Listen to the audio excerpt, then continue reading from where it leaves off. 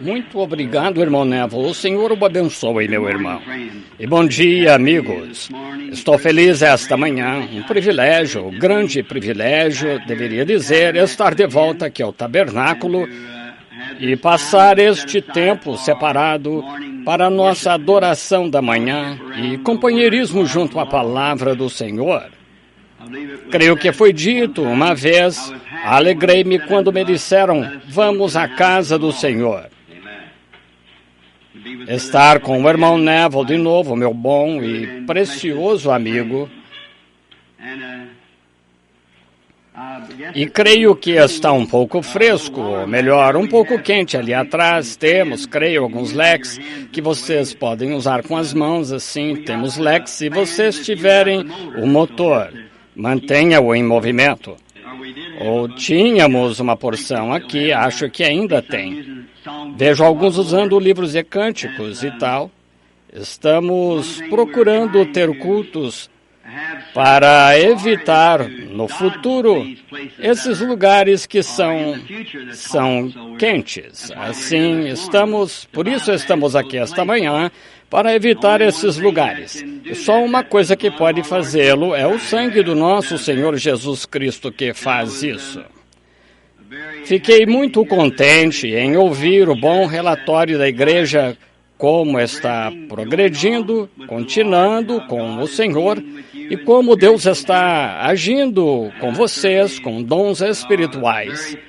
E estou muito agradecido a Deus pelo coração sincero de vocês com que Ele pode tratar e confiando que Ele os guardará nesse caminho reto e estreito, que vocês não se moverão, nem para a direita, nem para a esquerda dele. E quero agradecer ao irmão Calvin e a sua filha, creio que eram eles que estavam aqui em cima há pouco, que cantaram aquele hino, Não Há Lágrimas no Céu. É bonito, fico grato por isso. E como o irmão Neville disse dele e de mim há anos, eu posso dizer isso do irmão Calvin. Nos conhecemos há anos. E ouvi-lo cantar estes velhos hinos do Evangelho e ele criar seus filhos no caminho do Senhor, isso anima meu coração, faz-me regozijar, saber que Deus tem gente que o ama e o preza. E estamos agradecidos por isso. Agora, desde que voltei, soube que muitos foram batizados na fé e estamos tão felizes por isso. Vejo meu bom amigo, irmão Elmer Gabehart, ali atrás, e entendo que ele foi batizado recentemente na fé e estou muito agradecido por isso. Isso faz com que toda a nossa velha tripulação de caça em Kentucky esteja pronta para pegar apenas o limite, não é?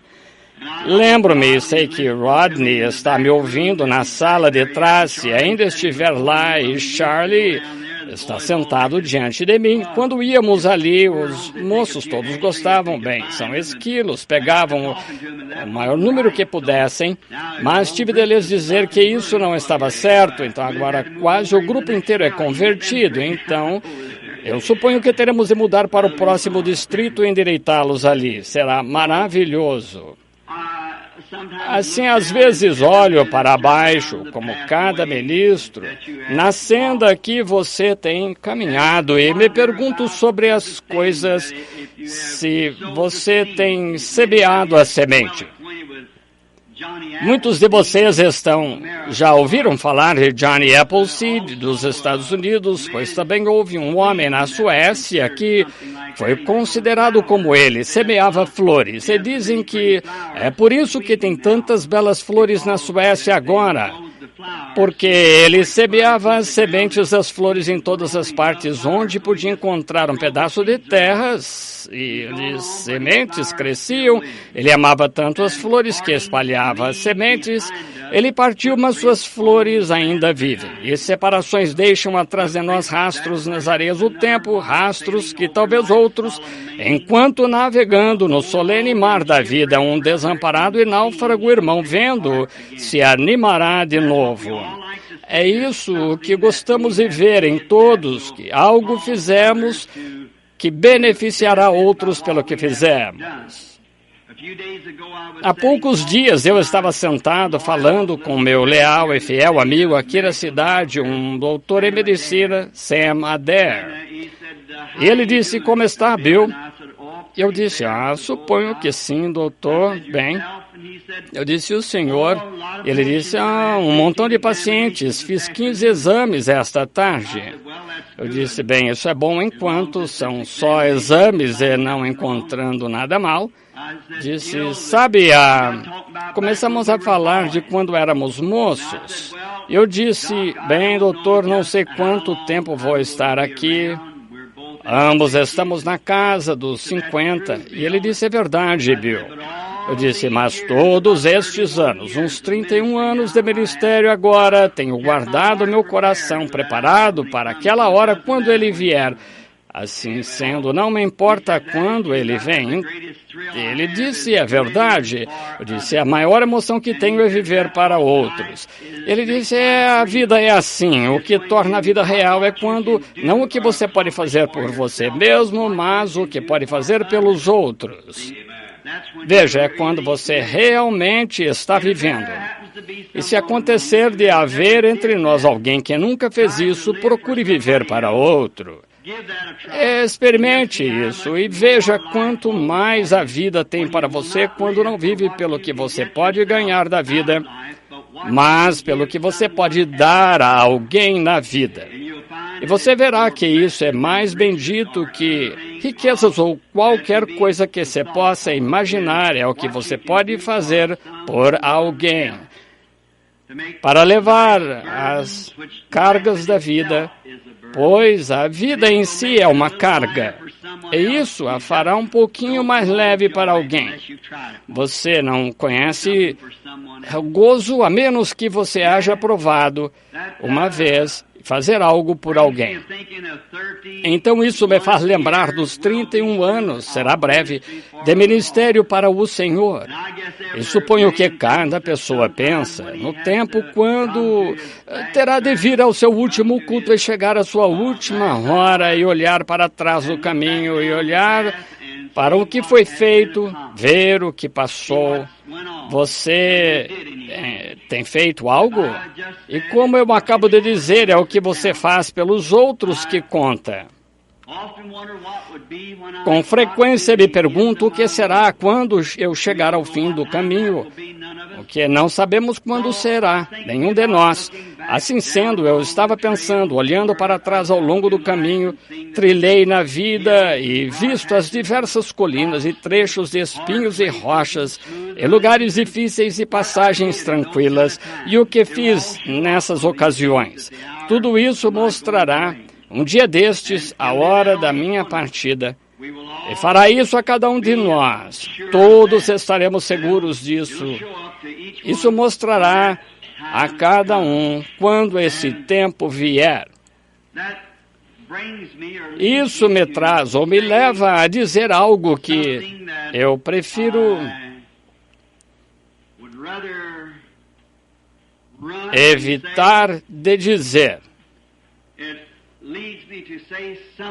Leva-me a dizer algo que eu machuca muito meu coração dizer, mas o que eu vou dizer, sou forçado a dizer, entendendo que isto está sendo gravado e o mundo ouvirá. Mas tenho deixado o ministério por uma causa pela qual sinto que tenho de deixar. E talvez muitos de vocês o tenham ouvido, eu estou fechando meu escritório e tal, e deixando o campo evangelístico. Eu não sei aonde nosso Senhor me guiará, e não tenho controle disso ou de qualquer coisa que Ele tenha para eu fazer. Mas estou pensando no fim do caminho, onde devo chegar. E ao longo da jornada da vida, eu tenho cometido tantos erros, pelos quais sinto muito no coração.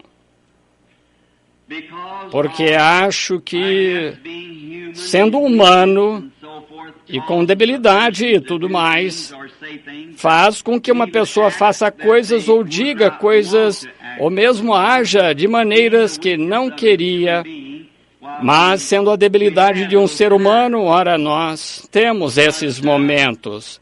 Mas, nisso,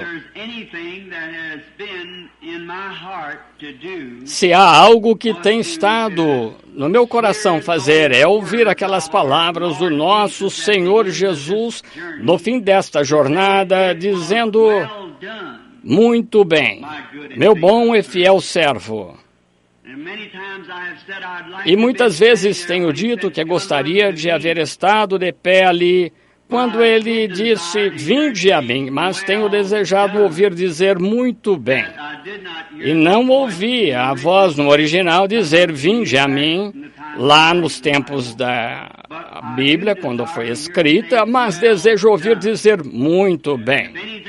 Se há algo que eu queria ser e desejo do meu coração ser, era um verdadeiro servo de Jesus Cristo, meu Senhor e Salvador. Eu quero que meu testemunho seja limpo, claro, de que fiquei firme, mesmo com todos os meus erros, e ainda assim o amei de todo o coração. E faço isso esta manhã de todo o coração. E por causa disso, eu me obrigo a dizer que estou deixando o ministério. E é porque há algo que se levantou entre as pessoas que me fez deixar. Isto é, que tenho sido tirado da minha classificação de ministro ou de irmão, e estou sendo chamado de Jesus Cristo. E isso me poria como um anticristo. Prefiro me encontrar diante de Deus como um covarde do que me encontrar diante dele como um anticristo, tirar algo dele.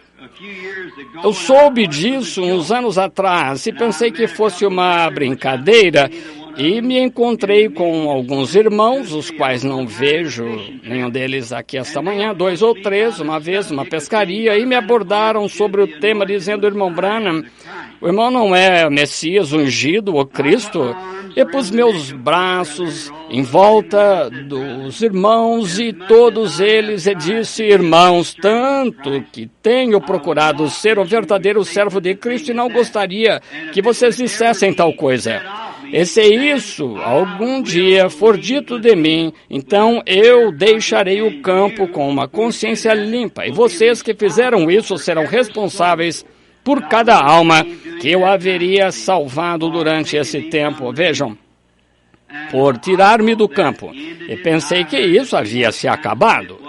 E ouvi outra vez. Não aconteceu dessa forma. E outro dia no Canadá, um irmão me mostrou um pequeno cartão de uma coisinha que levava em seu bolso que dizia: William Branham é nosso Senhor, batizando em nome de William Branham. E um precioso. Se houvesse sido um inimigo, se tivesse sido um inimigo, eu teria tomado como brincadeira, mas um precioso, amado irmão, veio confessar meus pecados e seus erros e falar da sua fé em mim como Jesus Cristo. E tenho cartas em casa, telefonemas de Chicago, de diversos lugares, perguntando se creio dessa forma, nesse dogma. Eu recebi todo tipo de cartas nos últimos dias de telefonemas de diversos lugares, assim, dizendo que eu era Cristo. Irmãos, isso é uma mentira terrível, vergonhosa e perversa do diabo, entendem? Vejam, sou seu irmão. Agora, isso faria qualquer pessoa fugir do campo, faria com que qualquer pessoa que ame a Cristo fugir de Cristo. Fui ao Senhor aqui há não muito tempo, quando soube disso pela primeira vez, no ano passado, um ano atrás. Então fui ao Senhor e Ele me levou à Escritura quando João saiu pregando. Eles não tiveram profeta por tantos anos, até Todos estavam maravilhados em seus corações, pensando que talvez João fosse o Messias. É assim, então João, eles foram e lhe perguntaram e ele disse que não era. Lê-se isso em Lucas, capítulo 3, versículo 15. Então, isso se acalmou. Assim deixei passar. Mas quando isto veio, então eu soube que algo tinha de ser feito. E digo isto, que a visão e o anjo do Senhor que apareceu no rio, se esta há de ser minha última mensagem, a última coisa à igreja, ao mundo, essas coisas são verdade quanto ao anjo do Senhor. E fico quieto se as pessoas me chamam de profeta muitas vezes, porque um profeta no Testamento em inglês é só um pregador, que profetiza, anunciador da palavra e tal. Não falo nada porque poderia empurrar isso para baixo, mas quando se trata de ser chamado Cristo ungido, isso foi demais para mim. Assim, não pude suportar isso. Então, por volta de depois de deixar as reuniões no Canadá, encontrei-me com isso entre os esquimós e os índios lá. Isso chegou a eles. Portanto, isso me abalou muito, e a caçada que havia planejado há muito tempo não pude realizá-la. Temia um acidente de caça, se vocês entendem o que quero dizer. Fiquei tão abalado, pior do que estou aqui de pé, da forma como estou. Não podia suportar mais aquilo, pensar que 31 anos de ministério se foram por água abaixo. No diabo, quando tiverem ido embora, que dirão? Aí está, é exatamente isso. E toda a influência que eu tinha entre as pessoas. Você vê isso, onde isso estaria? Eu seria um anticristo, não poderia suportar isso. Pensei, prefiro morrer aqui na mata, como cair sobre meu rifle ou algo assim, e vi que eu era... Então pensei em meu pequeno José, que tem de ser criado, e eu não estava em condição de caçar. Por isso saí da mata e vim para casa. E tenho estado arrasado faz uns 8 ou 10 dias em tal situação. Pensei que estava perdendo minha mente e pedi que todos se distanciassem de mim e deixassem só, porque estava nessa condição, nervoso e abalado, e fiquei arrasado. Eu me admirava eu ficaria admirado se isso tivesse vindo de um inimigo meu, mas eu haveria rido disso e haveria continuado, mas trata-se de preciosos irmãos, então isso é o que me machuca. Eu disse, Senhor, grande, as coisas são muito grandes para mim, terei de sair e deixar isso em tuas mãos. Não sei mais o que fazer. Algumas noites atrás, para ter certeza, recebi uma visita do Senhor e vi um bebê, uma serpente, que era amarela e preta, falando comigo. Ela me picou na perna, mas o sangue era tão puro que não surtiu efeito em mim. E olhei para baixo e foi ali onde eu havia sido picado antes, e me voltei rapidamente com um rifle, atirei nela, pegou direto no meio dela.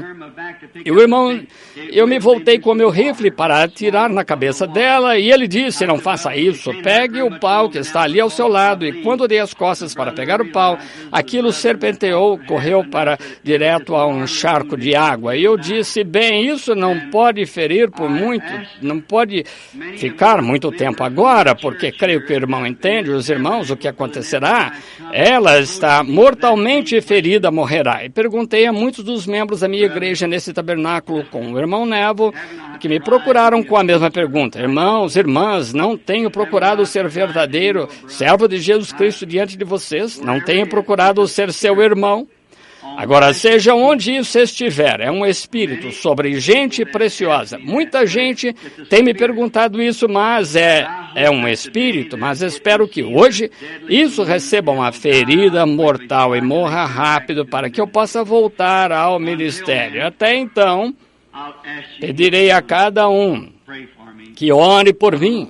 Não sei o que vou fazer. Minha casa está à venda, não consigo suportar se ficar por aqui, vou enlouquecer. Peço que orem por mim. E lembrem-se, se vocês alguma vez creram em mim, se alguma vez já creram como servo de Cristo, lembrem-se, isso é errado, isso é falso, assim diz o Senhor. É errado. Não tenha nada a ver com isso. Eu sou seu irmão. Inclinemos a cabeça. Pai Celestial, minha carne está tremendo, minhas mãos estão se apertando, meus dedos encolhidos em meus sapatos. Ó Deus, tem misericórdia. Que tenho feito, Senhor, para merecer isto? Rogo que tenhas misericórdia de mim, Senhor, e de todos. E lá distante, nessas preciosas e amadas pessoas, que possam elas ver seu erro e o que elas têm feito, Senhor, de partir o coração do seu irmão e também, não somente do seu irmão, mas também do nosso Salvador e nosso Pai Celestial. Rogo que nos perdoes os nossos erros, Senhor. Permite que o santo sangue de Cristo traga nossos seres para estarem juntos, Senhor, e benditos sejam os laços que unem nosso coração em amor e companheirismo cristão. Deus, que o inimigo que abordou nossos irmãos e irmãs recebam uma ferida mortal que não exista mais e que morra, Senhor. Quando fizeres isso, Pai, voltarei ao campo. Mas até então, Senhor, sou teu servo de coração partido, esperando. Isso é mais do que eu poderia fazer com lágrimas e pranto e com a persuasão que tenho procurado, Senhor, com esforço, tu conheces meu coração, para parar isso antes que chegasse a esse extremo, mas foi além do que eu poderia fazer. Assim, Pai, o encomendo em tuas mãos do púlpito de onde tenho pregado por todos estes anos. Entrego isso em tuas mãos. Agora, encarrega-te disso, Pai, em tua própria maneira divina, e quando tudo estiver terminado e acabado, então teu servo retornará. Até então estarei esperando ouvir de ti, Senhor. Abençoa-nos agora e dá-nos um grande culto hoje. Não estamos aqui só para isso, a não ser esclarecer publicamente. Que eles saibam, Pai, que eu te amo e creio em ti, tenho te defendido e quero fazê-lo. Se eu tiver de ir, deixa-me ir, Senhor, com um coração limpo e um testemunho verdadeiro de que tenho crido e confiado em Ti. Concede, e Te louvarei e Te darei glória por todas as eras vindouras através de Jesus Cristo. Amém. Agora, nas Escrituras, abramos a Bíblia em... Eu pensei esta manhã que seria bom, se o irmão Neville não se importar, continuar um pouco em... Agora não me deixem ouvir isso mais de nenhum de vocês. Apenas ore e deixe disso. Fique quieto, entende? Não, eu tenho 52 anos, mas penso, talvez, se Deus me guardar e me restar um pouco de vida, quero gastar cada momento do meu tempo para Cristo. Por isso, lembre-se, estou partindo, porque sou forçado a fazer isso. Agora, no livro de Apocalipse, capítulo 4, onde ficamos outro dia quando estávamos no estudo. Apocalipse, capítulo 4, creio eu, na última parte do versículo ou do capítulo. Bem, quantos gostam do Apocalipse? Maravilhoso! Agora, creio que deixamos no quinto capítulo, verdade? Ficamos no capítulo 4, as 4 criaturas viventes. Agora vamos nos aproximar da palavra, esquecendo aquelas coisas que estão no passado. Deus, Pai, ajuda-nos agora porque estamos tão nervosos, mas nos aproximamos da palavra, esquecendo o que está no passado. Prosseguimos agora para o alvo da soberana vocação do ministério de ser servo de Cristo. Dá-nos a palavra esta manhã e alimenta nossa alma faminta, porque estamos anelando o Senhor e esperando por essa preciosa unção do Espírito Santo. Vem entre nós, Senhor, perdoando nossos pecados e transgressões e permitindo-nos ser teus servos, pois pedimos em nome de Jesus. Amém. Agora vimos as eras da igreja, as últimas 7 eras da igreja, e então, agora creio que alguns estão procurando, vão compilar as eras da igreja, então entramos no capítulo 4 de Apocalipse, que é isto? A revelação de Jesus Cristo, a revelação chamada em latim o Apocalipse, o que significa ser revelado, tirando a cobertura, mostrar, expor, trazer a revelação de Jesus Cristo, o qual era, é e há de vir a raiz e linhagem de Davi. Agora, no capítulo 4, vemos que João foi arrebatado ao céu depois que viu as eras da igreja. Recapitulando só, agora então, talvez melhor ler uns versículos do capítulo 5, então começaremos recapitulando. E vi, na destra do que estava sentado sobre o trono, um livro escrito por dentro e por fora selado com 7 selos. E vi um anjo forte, bradando com grande voz: quem é digno de abrir o livro e de desatar os seus selos? E ninguém no céu, nem na terra, nem debaixo da terra podia abrir o livro, nem olhar para ele.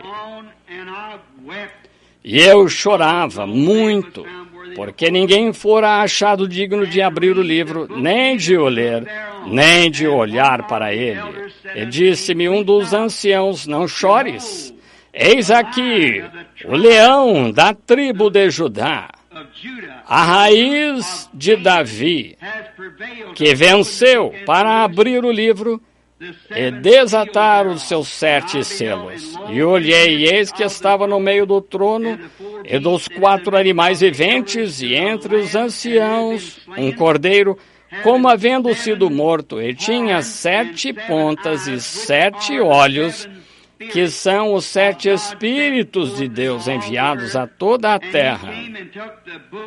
E veio e tomou o livro da destra do que estava sentado no trono. Esses são os 7 primeiros versículos.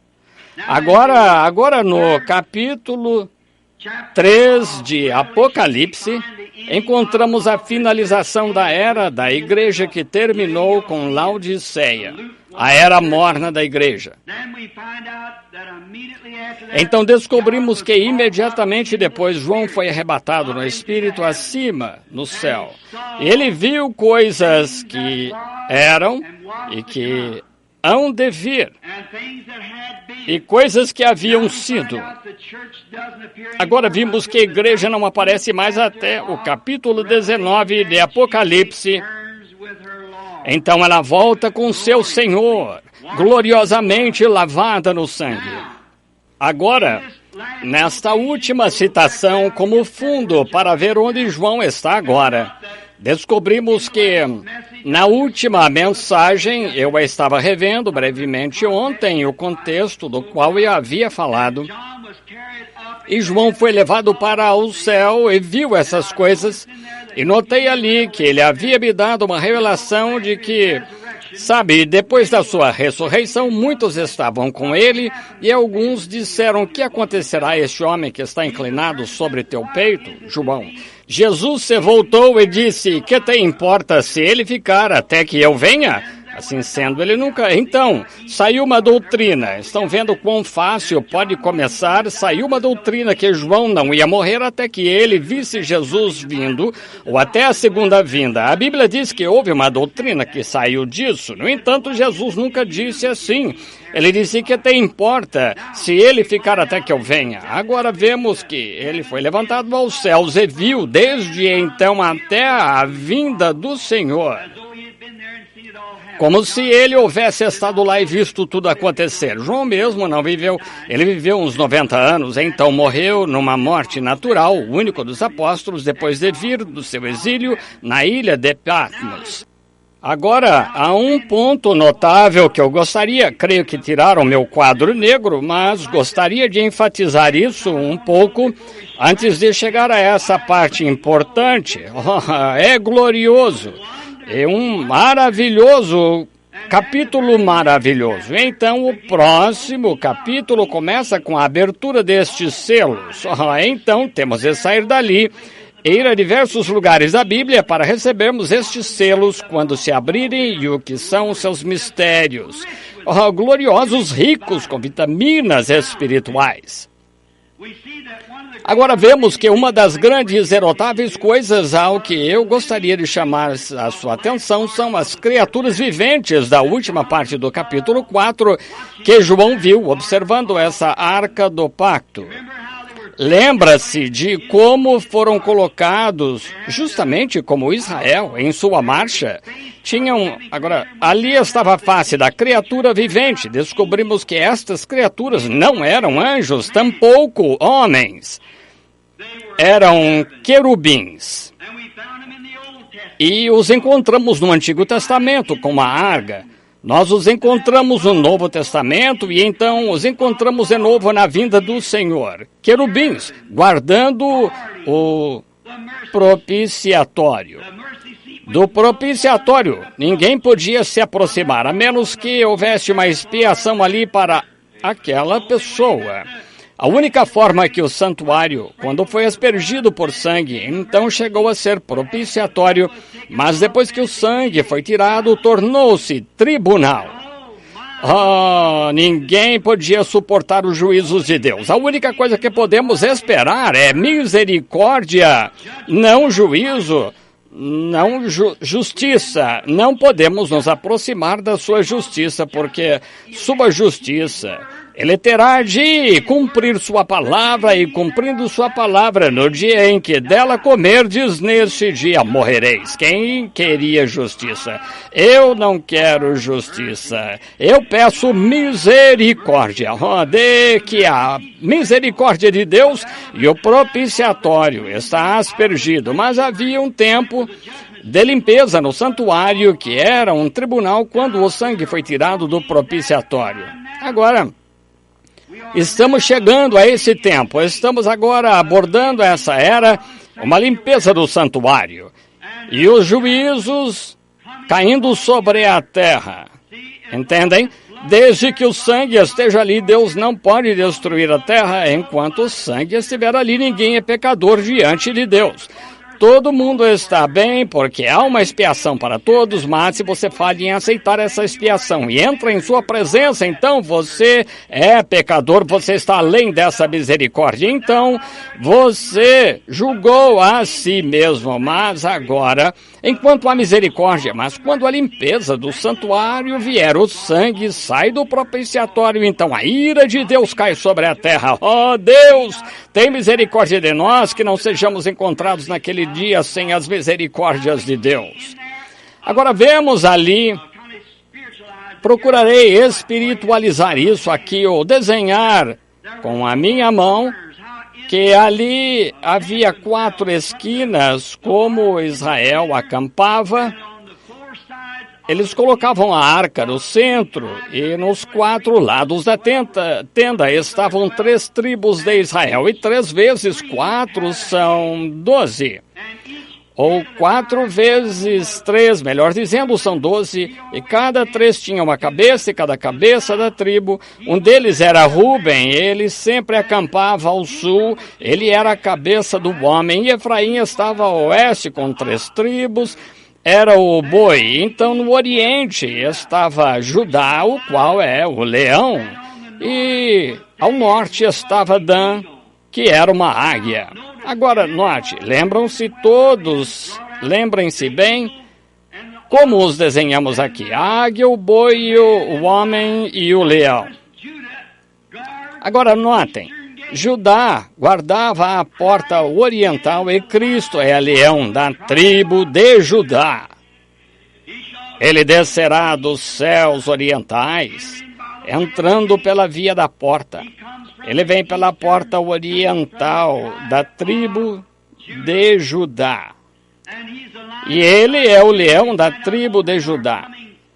Vemos em nossa mensagem desta manhã que ele ainda é proclamado o leão da tribo de Judá, a raiz, o mesmíssimo começo de Davi. Davi era o rei eternamente, e Cristo senta-se no trono de Davi no milênio, o qual é o rei eterno. Ali nunca faltaria um a Davi. Aleluia! Nunca faltaria um a Davi. Deus prometeu, disse, nenhum jamais faltará a Davi. Você diz, e hoje, onde estão esses juízes judeus? ele ainda tem a semente. Cristo é seu filho segundo a carne. Ali um se assenta. A Davi nunca faltará, isso mesmo. E Cristo é esse leão da tribo de Judá, da qual Davi saiu.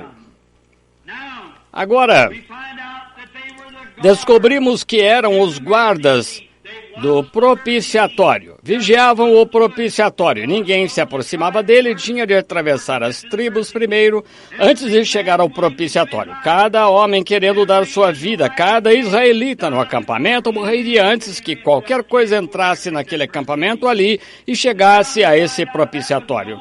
E agora vemos que essa era a ordem do Antigo Testamento, e na ordem do Novo Testamento encontramos a mesma coisa, que ele era guardado, o propiciatório.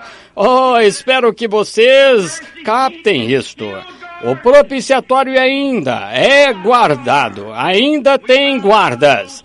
Nós encontramos que esses guardiões são Mateus, Marcos, Lucas e João, guardando o livro de Atos, os Atos do Espírito Santo realizados entre apóstolos, o qual é o livro de Atos do Novo Testamento, e os 4 escritores dos evangelhos, Mateus, Marcos, Lucas e João, todos guardam esse propiciatório para mostrar que é Deus, o Espírito Santo, hoje. Cada escritura, Mateus, Marcos, Lucas e João, cada um deles sustentará o verdadeiro evangelho do Senhor Jesus Cristo e os atos do Espírito Santo. Agora, quando chegamos mais além, então isso não é ele, mas isso sustenta a verdadeira mensagem, como vimos em Atos 2:38, onde diz: arrependei-vos e cada um de vós seja batizado em nome de Jesus Cristo para a remissão dos pecados. E hoje adotaram o nome de Pai, Filho e Espírito Santo para serem batizados. Não há escritura para isso, não há base,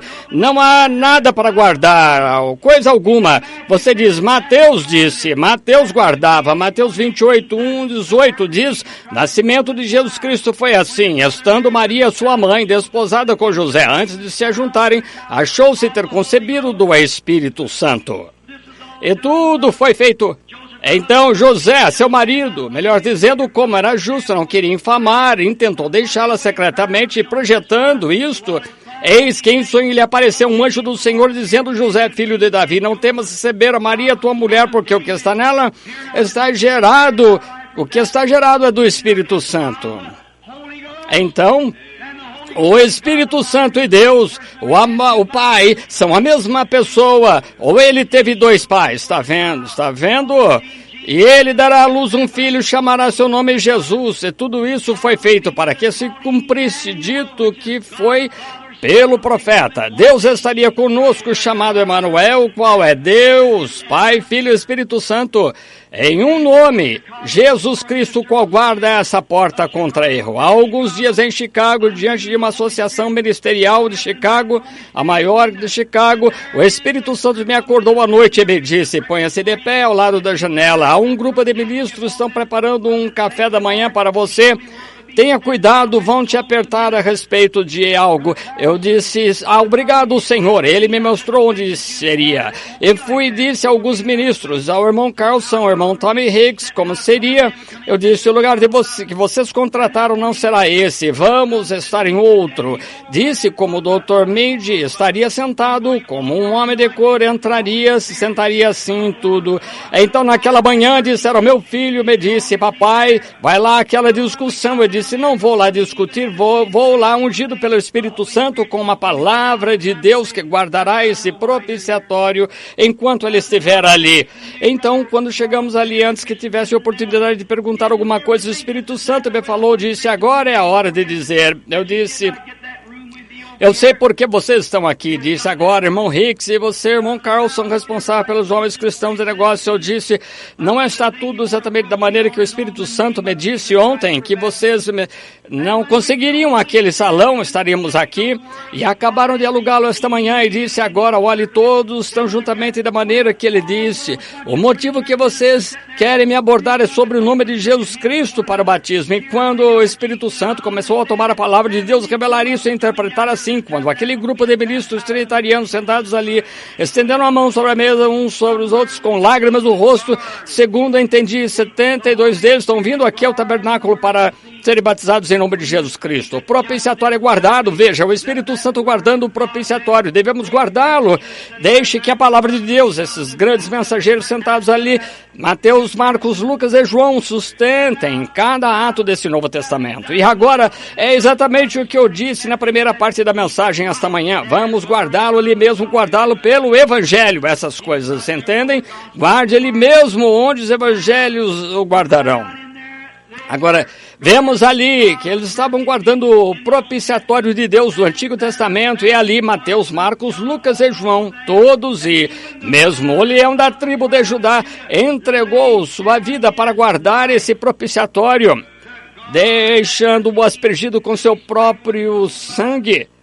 E ali ele está de pé esta manhã, hoje, o grande conquistador, o qual virá do leste algum dia, e o veremos. Agora, voltemos rapidamente, porque sei que há batismo. Que é este livro selado com 7 selos?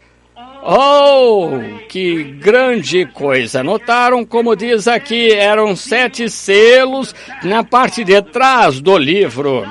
É algo...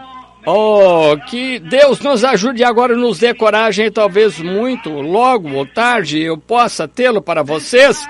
Olha, isso não está escrito na palavra, é selado na parte de trás da palavra. O livro foi selado por estes 7 selos. O mistério inteiro do livro está selado nestes 7 selos. Este é um dos maiores capítulos no livro inteiro de Apocalipse. Olhe. E vi na destra do que estava sentado sobre o trono um livro escrito por dentro, do lado de dentro, escrito, isso é o que estamos vendo esta manhã, e por fora, selado com 7 selos, fora da Bíblia, o que a Bíblia nem diz, é selado aqui dentro com 7 selos, os mistérios de Deus.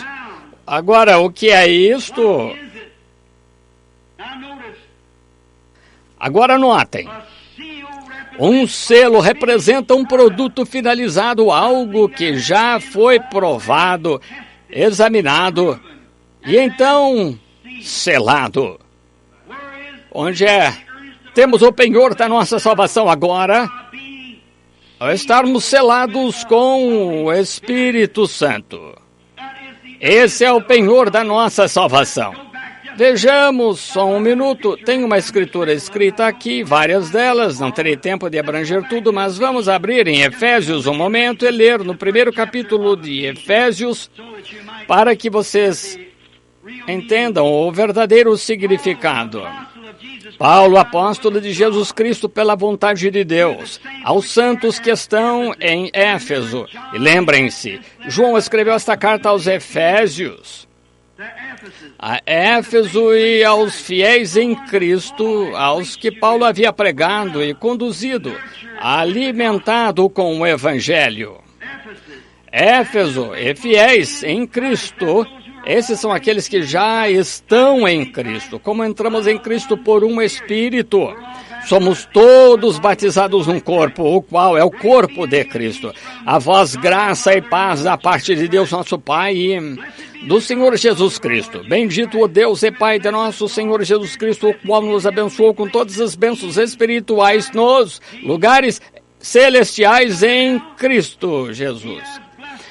Pense nisso agora. Ele nos tem abençoado com toda graça celestial. Bênçãos enquanto nos congregamos em Cristo Jesus, como os crentes, a igreja eleita, chamada para sair, separada. Ele nos selou por seu Espírito Santo e agora está revelando-nos todas as coisas que estão no futuro para nós. Agora chegamos aos 7 selos. Como também nos elegeu nele antes da fundação do mundo, para que fôssemos santos e irrepreensíveis diante dele em caridade e nos predestinou para filhos de adoção por Jesus Cristo, para si mesmo, segundo o beneplácito de sua vontade. Quão belo pensamento! Continuemos lendo um minuto. Quero chegar aqui principalmente ao versículo 12, 13 e 14.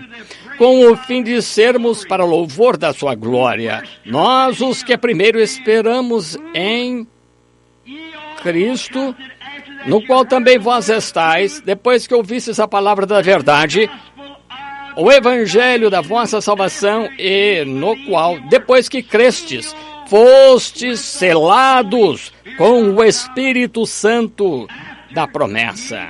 Depois que crestes. Oh, meu irmão Batista, como você poderia dizer que não é assim? Você diz que recebe o Espírito Santo quando crê. Ela diz, depois que creram, foram selados com o Espírito Santo da promessa. Note. O qual é o penhor da nossa herança para a redenção da possessão de Deus para louvor da sua glória. Agora, descobrimos então que um selo quer dizer que é uma coisa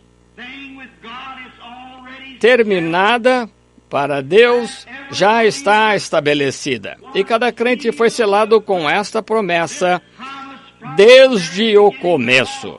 Porque antes da fundação do mundo, fomos predestinados à adoção de filhos. Antes que o mundo começasse, oh, que esperança! Faz-nos descansar firmes, seguros, uma âncora para a alma que não é movida lá e cá, mas ancorada está em Cristo, uma esperança que está segura. Predestinou-nos desde antes da fundação do mundo para a adoção de filhos por Jesus Cristo. Oh, que maravilhoso! Eu amo essa obra consumada de Deus. Agora deixem-me citar outra escritura para você. A todos os que ele antes conheceu, chamou. A todos os que ele chamou, justificou. Todos que ele justificou, ele glorificou. Desde o princípio, Deus, em sua grande e infinitamente, viu de antemão sua igreja e a predestinou à adoção de filhos por meio de Jesus Cristo, para dar-lhes vida eterna no fim da era. Que bonito. Irmão Neville, isso me faz sentir muito melhor. Sim, só. A adoção pelo sangue de Jesus Cristo.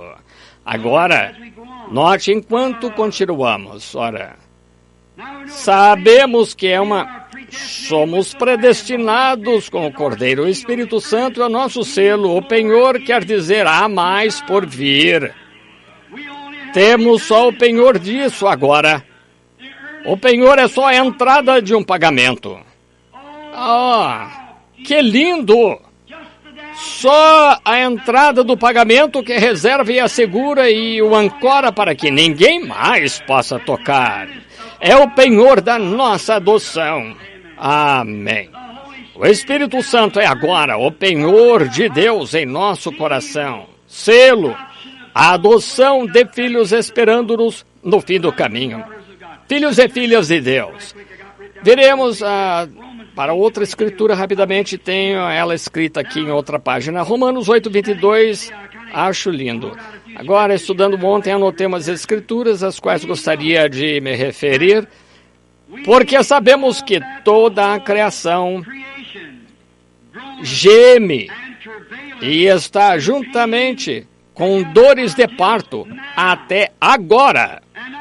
E não só ela, mas nós mesmos, que temos as primícias do Espírito, também gememos em nós mesmos, esperando a adoção, a saber, a redenção do nosso corpo. Está vendo? Toda a criação está gemendo, disse Paulo. Todas as coisas estão gemendo. Veja as árvores como labutam, veja as flores como labutam pela vida, para que depois da geada venha e as derrube. Veja as árvores como elas labutam para sustentar seu galho, que cantam glórias a Deus. Tudo, toda a natureza, todos os animais, todas as aves, como voam do inimigo, escapando, todas as coisas gemendo. E nós mesmos, disse Paulo, gememos também com eles, porque estamos esperando pela redenção do nosso corpo. Mas agora, eles têm estado todos estes anos até agora temos o penhor da nossa herança. Que temos? Temos a evidência de que Deus vive. Temos a evidência de que Deus está conosco. Temos a evidência de que Deus não nos desamparou, que somos seus e Ele é nosso, porque nós, em nossos corpos, somos agora tabernáculos do Espírito Santo de Deus, que clama Abba, Pai. E não há nada que possa tirar isso. Estamos ancorados em Cristo. Agora as árvores não têm, a natureza não tem, mas ainda estamos gemendo com eles, porque ainda não recebemos a plenitude da nossa adoção. Mas temos o penhor disso, de que fomos tirados das coisas do mundo, e de que agora chegamos a filhos e filhas de Deus. Que tipo de gente devemos ser? Quando pensamos nisso, pense nisso. Agora temos o penhor. Nosso espírito está gemendo pela adoção plena, mas agora temos o penhor disso. Enquanto recebemos o Espírito Santo, Ele é o penhor da nossa completa adoção ou completa salvação. Que lindo. Gosto demais disso. Muito bem.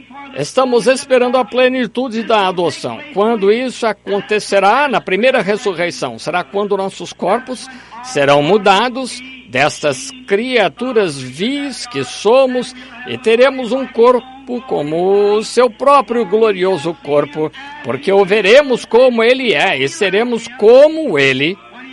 Quando Ele aparecer, seremos a sua semelhança, teremos um corpo como o seu, um corpo glorioso e glorificado, e todas as provas e lutas da vida desvanecerão numa pequena neblina e desaparecerão para nunca mais existir.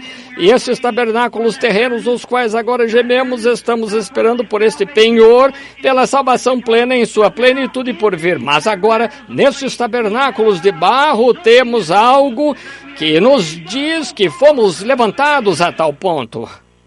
Amém. Que é o penhor? É a pequena entrada de pagamento que reserva isso, irmão Down. É o penhor. Agora, uma vez quando amávamos as coisas do mundo, pecávamos, andávamos fazendo as coisas do mundo e não nos preocupávamos com Deus, estávamos distantes dele, sem Deus, sem Cristo no mundo. Agora, Deus enviou o seu Espírito Santo e por meio dele somos levantados dessas coisas. Agora temos o penhor, que sabemos que passamos da morte para a vida. Amém! Aqui, enquanto eu estava procurando mostrar isto, aqui está onde o pecador comum corre, aqui embaixo, no fundo. Agora, o cristão sobe um pouco mais que isso. Ele se levanta por cima de todas essas coisas. Esse é o penhor da sua salvação. Agora, que vocês podem saber o que as visões fazem com você. Assim sendo, ajuda-me. Deus sendo meu juiz, eu nunca tentei ser diferente. De ocorrer, guardo para mim mesmo, porque eu vejo que isso causa. As pessoas não estão prontas para tal ministério. Você tem de deixar isso às vezes. Continua aqui atrás. Se eu alguma vez vir ao campo de novo, serei um evangelista. Mas olha aqui, sobre isso aqui, voltando aqui, você sobe a esse celestial aqui em cima, você vive em cima, em volta dessas dimensões aqui, vai mais além do que qualquer coisa que o homem possa imaginar, além de qualquer dessas coisas, e isso levanta você para aqueles espaços lá. Mas veja, agora temos Espírito Santo, penhor da nossa herança, porque temos sido levantados acima das coisas do mundo, mas estamos acima do mundo. Irmão Neville, Deus tem misericórdia e conceda à igreja do Deus vivente. Quando nós chegamos a pensar que a igreja é uma igreja formosa, que estamos procurando nos comparar com as coisas do mundo, tentando ter a melhor equipe de basquete do que eles, o melhor edifício, o melhor jogo de cartas, o melhor disso, daquilo. Ora, como podemos ainda fazermos comparação de nós com o brilho do mundo? O Evangelho não é um brilho, é um resplendor. Há uma diferença entre brilho e resplendor. Nós só damos voltas, como eu tenho dito, levando um cadáver de um necrotério a outro, mudando membros e tal. De que serve isso? Estamos tentando tornar isso brilhante, grandes torres, lindos lugares, como os metodistas, ou um lugar melhor do que os batistas, todos tentando competir com católicos, e temos jogos e festas, jantares, diversões e tudo mais. E essa igreja nunca pode se comparar com o mundo, como vocês podem, com seu divertimento da igreja, ainda se comparar com a loja maçônica, ou algumas daquelas pessoas que podem entreter. Esse é o terreno deles, não tente entrar no terreno deles, mas temos algo que eles não têm. Temos Jesus, deixe que venham aqui se querem algo. Fiquem em Cristo, temos Jesus, eles não podem ter Jesus até que passem por aqui, e quando passamos por lá, estamos fora do seu território. Não tente brilhar, resplandeça. E você não pode resplandecer, você tem de deixar que ele resplandeça por você. O pequeno vagalume, ele não brilha porque quer, brilha porque há algo nele brilhando, fazendo isso, algo dentro dele brilha. Bem, assim é com o Espírito Santo. Não temos de ser peculiares, diferentes, algo mais. Solte-se disso e viva uma vida piedosa e deixe que Deus viva através de você. Isso resplandecerá para o Evangelho, não brilho. Isso faz aos macacos que eles saltem com essas coisas, qualquer coisa que brilha. Você sabe, eles estão sempre indo atrás de algo brilhando, mas o resplendor é suave, terno, dócil do Espírito Santo. Agora estamos esperando essa ressurreição. Bem, agora entendem? Digam amém se entendem o que quero dizer quanto a penhor, redenção. Sabemos que passamos a morte para a vida porque fomos levantados, não levantados, mas somos levantados, não nos levantamos acima das coisas do mundo, a tal ponto que amamos a todos e Deus nos ama, e sabemos, observamos nossa vida e vemos que é Espírito Santo, porque não nos importa mais as coisas do mundo.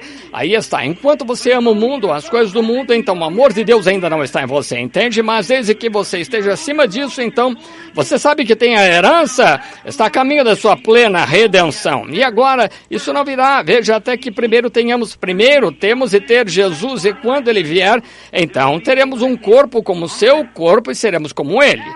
Isso mesmo. Agora, vemos algo que foi perdido aqui, porque a Bíblia assim diz, aqui no livro, que nos redimiu. De que fomos redimidos? Algo que devíamos haver perdido? Antes que algo possa ser redimido, deve haver algo que nos redima. E toda a herança que tínhamos foi redimida, então já devemos ter tido algo uma vez que não temos agora, mas este Cordeiro vai redimir, entende? Tivemos alguma coisa que perdemos. Agora note, o que perdemos? Bem, foi entregue a Adão a vida eterna, enquanto ele comia da árvore que tinha vida eterna. E notamos outra vez que Adão ele herdou a terra, ele era como um Deus amador sobre a terra era sua. Tudo foi entregue em sua mão, ele podia fazer o que quisesse. Ele deu nome, chamou, fez tudo o que quis, ele era um verdadeiro filho de Deus. Agora, na queda, Adão perdeu o título de propriedade e ele perdeu para Satanás. Satanás tomou o título de propriedade, Adão era muito indolente, ele não redimiu seu direito, porque não podia redimir seu direito, mas Satanás, o qual não o possui legitimamente, mas possui isto porque ele é o Deus desta terra. A Bíblia diz que sim, ele possui, não porque ele legitimamente o tem, mas ele o possui, entende? Satanás possui isto, ele está com isso na mão, a morte está em sua mão, a terra em sua mão, o mundo lhe pertence, cada nação lhe pertence, ele governa e controla o mundo inteiro e tudo no mundo. Satanás tem isso, mas graças a Deus, não somos do mundo, entendem? Assim sendo, aí está vendo? Não quero dizer a igreja, ele não controla a igreja, controla o mundo, ele disse que eram seus e... ele é o Deus do mundo, e Jesus disse que era e é. Ele é o Deus desta terra que tem cegado os olhos das pessoas, o Deus dessa terra, e ele é o Deus do céu. E agora ele legitimamente não possui, perdeu. E Adão perdeu o título de propriedade disso, tudo isso que possuímos, a vida eterna e a herança da terra. Jesus disse em Mateus 5, bem-aventurados os mansos, porque herdarão a terra, entendem? Agora não temos agora, e olhe, isso não era para Adão ou alguma descendência sua. A descendência de Adão perdeu tudo também. Essa não é a semente de Adão. Não importa quanto procuremos embelezar este mundo, quanto procuremos fazer grandes, belas casas, ainda assim não pertence à descendência de Adão. Não, Senhor. Isso não passou a descendência de Adão, porque Satanás tomou por completo tudo. Porque Adão perdeu. Agora, sim, quantas coisas poderiam ser ditas? Não quero demorar demais, porque temos de batizar. Muito bem. Ele possuiu, mas ele não possuiu legitimamente. Satanás o tem quando o legítimo dono o perdeu. Há só uma maneira de poder ser redimido. Agora, é por um parente próximo. É o único que legitimamente pode redimir. Agora, por certo, tivemos isso no nascimento virginal de Jesus Cristo. Agora, quero dizer algo aqui. A primeira coisa que queremos é, se formos ao Antigo Testamento, creio que escrevi aqui em alguma parte, em Levítico 25, 23 e 24, você pode conseguir as leis de redenção. Estamos anotando isso para vocês. Para redimir qualquer coisa, quando Deus deu a Israel, dividiu sua terra, por meio de Josué, a cada tribo e a cada indivíduo foi dada uma terra onde seus filhos herdaram sua possessão. Agora, se esse homem chegasse a ser pobre e perdesse algo, outro homem, a única maneira de ser redimido seria por um parente próximo, mas finalmente devia ser devolvida. Este homem tinha aquilo só por um certo período de tempo, devia voltar ao dono original. Isso mesmo, devia voltar ao dono original. Se fosse da tribo de Judá, se ele estivesse ali e aquilo fosse destinado a seu pai, então aquilo era para ele ou algum parente próximo que poderia pegar. Mas agora ninguém mais podia, legitimamente, eles poderiam tê-lo, podiam ter o direito daquilo, podiam ter a propriedade, até que a dívida fosse paga, mas quando o legítimo homem viesse, a pessoa que, digamos, por exemplo, se eu possuísse uma parte de propriedade e eu perdesse e a vendesse ao irmão Neville, que fosse de outra tribo de Judá, e talvez vendesse a um forasteiro, e ele legitimamente possuía, podia entrar ali, lavrá-la, tomar os produtos dela e tudo mais, mas tinha apenas a escritura. Ele não podia possuí-la, essa era a lei em Israel. Agora a lei em Levíticos 25, você verá que não podiam possuí-la legitimamente, só tinham. Bem, agora, por exemplo, meu filho, Billy, ele queria tomar, que se ele quisesse vir a comprar esse terreno, então o forasteiro, o irmão Neville, alguma outra pessoa possuísse, estivesse possuindo a escritura daquilo. Agora, se esse fosse meu parente próximo, fosse meu consanguíneo, não podia retê-la mais, não, senhor. Tinha de entregá-la quando este preço fosse pago, quando, digamos, $25 mil pela propriedade. E bem, então, digamos que irmão Tony viesse e dissesse, irmão Neville, comprarei a propriedade do irmão. Não poderia fazer isso, irmão Neville diria, não, senhor, não quero vendê-la. Quanto você daria? 25 mil. Bem, eu lhe darei 35 mil. Darei tanto e tanto. Não importa o que você queira, eu não quero vendê-la, quero ficar com ela. Mas Billy Paul poderia vir e dizer, eu quero a propriedade do meu pai, aqui estão os 25 mil, e tinha de entregá-la. É isso mesmo, porque era uma lei. Oh, aleluia. Eu espero que vocês cristãos vejam isso. Somos o sal da terra. Deus deu isto a seus filhos. Ele nos deu a jurisdição sobre toda a natureza, todos os animais, toda a vida em todo lugar. Mas Adão, nosso pai, entregou isso a Satanás. Mas aonde isso chegou? A seu dono legítimo, Deus quem a fez. Amém. Não é de se admirar que João dissesse que chorou amargamente, porque não podia encontrar ninguém que fosse digno de redimi-la. O homem tinha de ser digno. João disse, chorei amargamente, quando ninguém podia tomar o livro, nem olhar para ele ou romper os selos. Ele disse, por quê? Nenhum homem no céu, na terra, debaixo da terra, nenhum lugar, nenhum homem. Agora, ele nunca levou em conta os anjos. Lembrem-se, essa terra não foi entregue a anjos. Ela é a herança dos homens. Gabriel era digno, claro, alguém mais era digno, Miguel. Pode ter sido digno, pode ter sido que tenha sido digno de fazê-lo, mas nenhum homem era digno, está vendo? E João chorou muito. Alguém disse, porque ele mesmo não se encontrava digno. Não é isso, o homem estava sob a influência do Espírito Santo, não podia cometer erro como esse, mas ele era, simplesmente não era digno, ele não pôde achar ninguém digno. Assim sendo, então ele disse, o ancião saiu, ou melhor, um forte anjo, disse, não chores, porque o leão da tribo de Judá, amém, a raiz de Davi, venceu, amém, conquistou, em outras palavras, ele é digno de tomar o livro, amém. Lembrem-se, ele não o havia visto até então, porque estava assentado em um trono, o trono de Deus, ele estava do lado de dentro do santuário, ele não o havia visto até então, assim, João estava esperando para ver o leão sair, mas viu um cordeiro. Aí está, irmãos, através da mansidão, através da doçura, através do Espírito Santo que conquistamos, não algum grande e poderoso, gigante intelectual, mas aquele que pode humilhar-se é quem conquista. O homem que pode ser maltratado aqui, acolá e continuar sendo servo de Cristo e é o conquistador.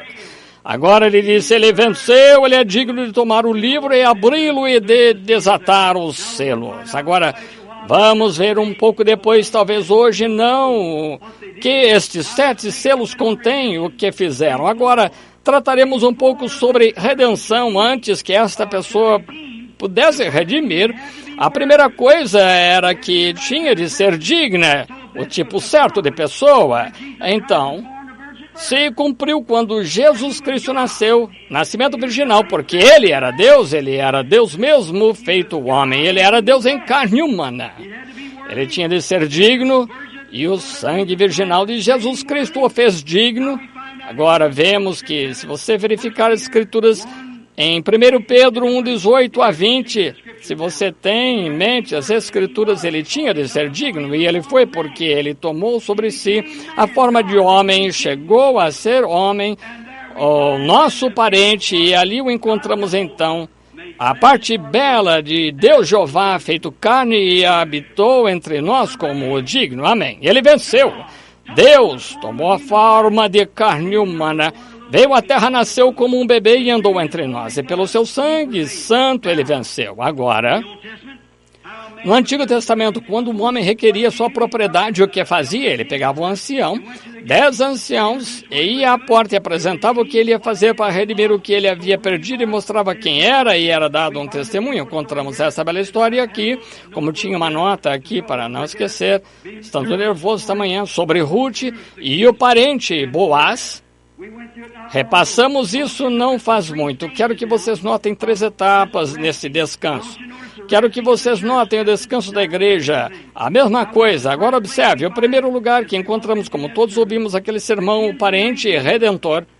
Deus se fez carne para chegar a ser redentor. Ele era aquele aqui no capítulo 5. Capítulo 5 disse, e ninguém no céu, nem na terra, nem debaixo da terra podia abrir o livro, nem olhar para ele. E eu chorava muito porque ninguém fora achado digno de abrir o livro, nem de o ler, nem de olhar para ele. E disse-me um dos anciãos, não chores, eis aqui o leão da tribo de Judá, a raiz de Davi que venceu para abrir o livro e desatar os seus 7 selos. Ele é o único. Ele é aquele que estamos esperando. Notem como Ruth, como Noemi, Boaz é um perfeito quadro. Como Noemi no tempo de fome deixou a igreja, deixou o país, passou a terra dos Moabitas para habitar ali, peregrinar, ela perdeu tudo que tinha e quando ela se foi, seu esposo Elimeleque morreu enquanto estavam ali, sendo assim deixou sua herança para que qualquer um pegasse. E então quando vieram, ela voltou, trouxe a bela jovem viúva moabita. E quando Boaz viu aquela viúva, um tipo de Cristo, ele se enamorou dela. E ele a amou, sendo então ele tinha de redimir. A única forma de poder tê-la como esposa era redimindo o que o seu irmão Elimeleque havia perdido. Então ele perguntou a seu outro irmão se o redimiria, um mais chegado que ele, e ele não podia. Então ele foi fazer um exemplo perfeito das leis de Deus. Ele foi aos portões, retirou seus sapatos e disse: seja conhecido nesse dia que redimi tudo o que Noemi tinha, tudo o que ela tinha, tudo que Elimeleque, meu irmão, perdeu. Sou agora o parente próximo, sou aquele que pode redimi-la, porque vim requerer isso. Se há algum homem aqui que possa mostrar justa causa, ou qualquer um mais próximo do que eu, que seja conhecido. E todos cerraram as bocas. Então ele tirou seu sapato, lançou como testemunho: redimi tudo o que nosso irmão Elimeleque tinha. Porque era um parente redentor, e como é belo, é uma maravilhosa história. E então, todo este tempo, Ruth estava descansando, esperando para saber o que aconteceria. Então ele voltou. Ninguém pôde dar um testemunho contra. Ele voltou, tomou Noemi, tomou Ruth, a bela moça moabita, e se casaram, viveram nesta possessão. Que bela história! Há 3 etapas em Ruth. Ruth decidindo, ela estava decidindo se tomaria a decisão ou não de voltar à pátria, como a igreja. Ruth servindo quando saiu a recolher espigas. Ruth descansando, é o que está fazendo agora a igreja. Agora Ruth recompensada, esse é o seu próximo acontecimento, é a recompensa da igreja. Agora, não temos tempo porque vocês têm batismo, são 11h15 agora. Mas talvez voltemos a isso no próximo domingo, em algum outro domingo, no futuro. Se o Senhor permitir, eu gostaria de tomar isso para mostrar os 7 chifres, 7 olhos, exatamente os 7 selos, 7 ministérios de anjos, 7 anjos da igreja, 7 estrelas. Isso é para que vocês... E aqui se une tudo. Tinha de ser digno, então Jesus era digno. Em sua volta, gozaremos plenamente a bênção da redenção. Os mansos herdarão a terra. Homens e mulheres serão de novo filhos e filhas de Deus, e o movimento milenar completo começará. Que lindo! E o anjo forte, em alta voz, clamando: quem é digno? Quem pode fazer isto? E então o ancião disse: não chores, porque o leão da tribo de Judá, ele é digno e tem vencido. E ele tomou o livro e o abriu e desatou os selos. Ele não disse o que aconteceu a eles. Quando chegamos a esses 7 selos sendo abertos através da Bíblia, observe o que aconteceu.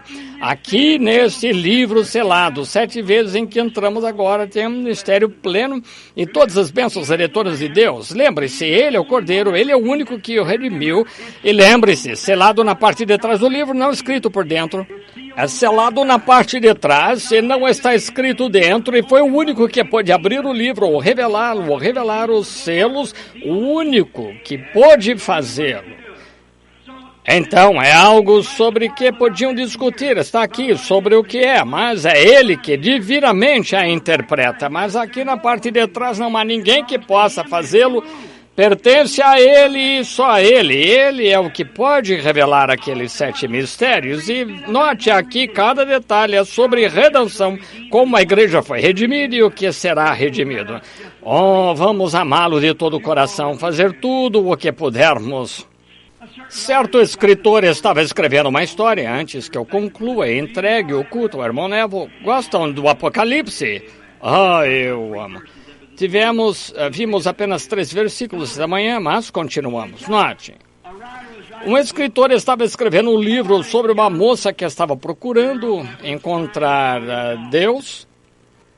E muitas vezes buscamos a Deus e esperamos em Deus. E se Deus estivesse em todas as partes, se ele tivesse um grande trono em algum lugar, todos creiam em Deus. Então, se Deus pusesse um grande trono aqui em algum lugar, se dissesse ele assenta em certa cidade, aqui lá está ele é Deus e você vai a ele pode tornar assim. Ora, todos creriam nele, então a fé seria nula, não teríamos de ter fé de maneira alguma. Veja, será assim no milênio, mas agora está chamando, tentando encontrar antes que parece misterioso, escuro. Veja, você não sabe como fazê-lo, mas por fé cremos. Foi por isso que ele fez. Todos veem isso. Agora, se Deus sentasse no trono e dissesse, olha, aqui está, ali está Deus, ele vive em certo lugar, diríamos, querido Senhor Deus, tu farias isso? Sim, eu farei, seria feito. Veja, bem, por isso é Deus, entende? Então a fé não serviria, seria nula. A fé não serve quando se é realista. O que seria se cada pessoa neste mundo fosse cristão? O que seria se todos fossem um cristão cheio do Espírito Santo? Não precisaríamos de fé de maneira alguma. A fé é a mesma coisa pela qual somos salvos. Por isso tem de haver alguns que não concordam para podermos exercitar a fé, entende? Você tem de haver uma mulher má para fazer com que a verdade se sobressaia. Tem de haver uma mentira para que a verdade positiva brilhe. Se tudo fosse verdade, seria tão comum, entende? Mas veja, algo é real, genuíno, quando a verdade é a fé, tudo mais, ora, aí está. Agora, temos de ter os prós e contras, é desse jeito. Tem de ter bons dias para você desfrutar os dias ruins, para que você desfrute os bons. Tem de ter um pouco de enfermidade para apreciar a saúde. E você tem de ter seus vales para desfrutar o alto da montanha. Aí então um dia será tudo alto da montanha, tudo saúde, será Deus, gozo, justamente haverá gozo sem fim. Então veja, temos de ter os prós e contras. Agora todos que entendem digam amém. Esta moça estava dizendo que estava procurando encontrar a Deus em todas as partes que ia. Ela ia àquela igreja, tudo mais, não conseguia encontrá-lo, e uma vez se encontrou indo no caminho, que havia um pequeno ancião, um pequeno sujeito, e ele tinha uma enorme catedral nas costas, e ele estava caminhando na estrada e disse, oh, bom homem, isso é enorme, mas você está com tudo isso nas costas, isso o esmagará. Ele disse, não me esmagará, porque sou a rocha sobre a qual está edificado. É Ele.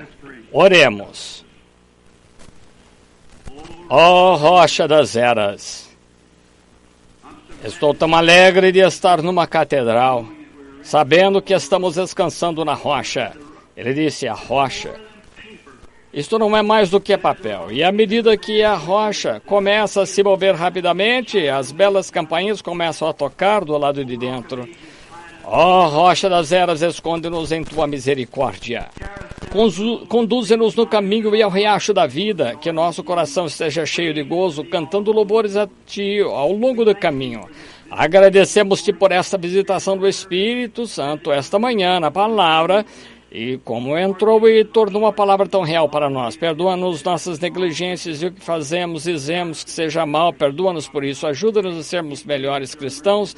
Deus, rogamos que tuas misericórdias descansem sobre nós. Pedimos-te, Senhor, se for tua vontade, que voltemos muito em breve e terminemos os capítulos aqui, falemos esses 7 selos. Estamos antecipando esse tempo, Senhor, quando tu nos permitirá fazer isso. E Pai, aqui em nossa pequena igreja, rogamos que nos concedas isso, para que entendamos essas grandes coisas de Deus. Não porque mereçamos, Senhor, mas nosso coração está faminto crendo nisso. Rogamos que concedas. Rogamos por nosso irmão Neville, Senhor, nosso fiel pastor, enviado por Deus. Rogamos que tu ajudes e o abençoes, ele, sua doce esposa, uma bela pessoa e seus pequenos filhos. Rogamos por todos os administradores, diáconos e todos que vêm à igreja, não só pelos nossos, mas por outros e todos os que invocam o teu nome.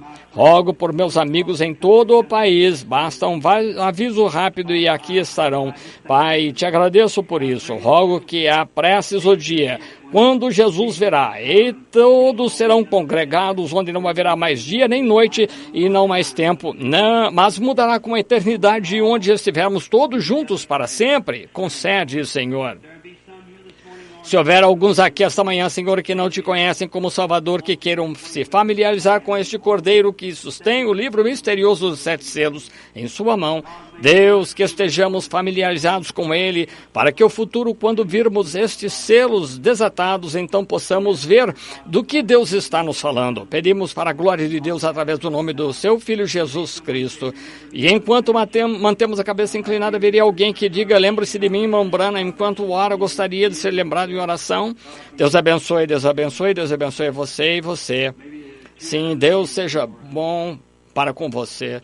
Sim, talvez haja 2 dezenas ou mais de mãos. Ó Senhor, Tu vês as mãos, conheces dos desejos, sabes o que está no coração deles, eu não.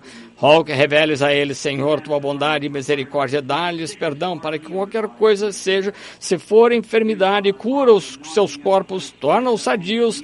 Faz isso, Pai, enquanto a unção do Espírito Santo está na reunião sobre a congregação agora, que é grande, Deus do céu, unja tanto que abençoe a cada um na presença divina que saímos aqui essa manhã dizendo, não mordia nosso coração em nós, concede, Senhor. Agora estou fraco, cansado, minha voz fraca, rogo, Deus, por minha própria força, podes me ajudar, fortalece-me, cura aquela pequena ferida ali, Senhor. Por favor, permite que o santo azeite de Deus entre ali, cada ferida, Senhor, em todas as partes de todos. Queremos viver, Senhor, para a Tua honra e glória. Concede e cura todos os enfermos e aflitos. Recebe glória para Ti, Senhor, porque entendemos que não há muito mais tempo. Não teremos mais estas reuniões, passarão no passado. Agora, Pai, abençoa, pedimos todos juntos através do nome de Jesus Cristo. Então, Pai, também pedimos que Te lembres daqueles que vão ser batizados esta manhã. Em nome do Senhor Jesus, que Tu lhes dês o batismo do Espírito Santo, grande glória e honra. Concede, Pai, entregamos tudo a Ti agora. E, Pai, eu me incluo em tudo isto, não esqueças de mim, Senhor. Ajuda-me agora, rogo em nome de Jesus. Amém.